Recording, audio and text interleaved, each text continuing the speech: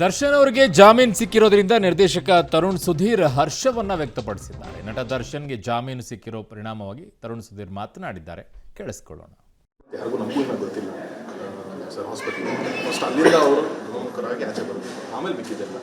So first ಅವ್ರ health wise ಅವರು ಸರಿಯಾಗಬೇಕು. First Darshan ಅವರ ಆರೋಗ್ಯ ಸುಧಾರಿಸಲಿ, ಹೊರಗೆ ಬರಲಿ ಅಂತ ಸಮಾಜ ಫ್ಯಾನ್ಸ್ ಇರ್ಬೋದು, ಕುಟುಂಬಸ್ಥರೇ ಇರ್ಬೋದು.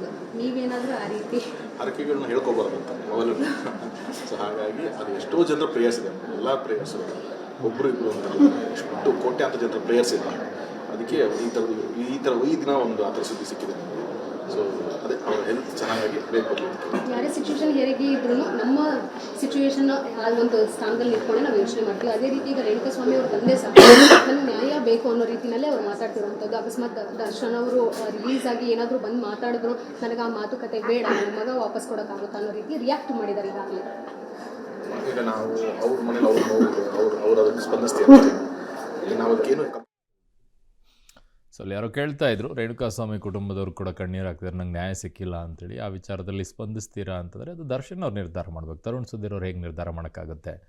ಸೊ ಈಗ ಸದ್ಯಕ್ಕಂತೂ ಅವ್ರಿಗೆ ಜಾಮೀನು ಸಿಕ್ಕಿದ್ದಕ್ಕೆ ಸಹಜವಾಗಿ ಅವರಿಗೆ ಅಭಿಮಾನಿಗಳಿಗೆ ಜೊತೆಗೆ ಅವ್ರ ಸ್ನೇಹಿತರಿಗೆಲ್ಲ ಖುಷಿಯಾಗಿರುತ್ತೆ, ಸಂಭ್ರಮಿಸಿರ್ತಾರೆ.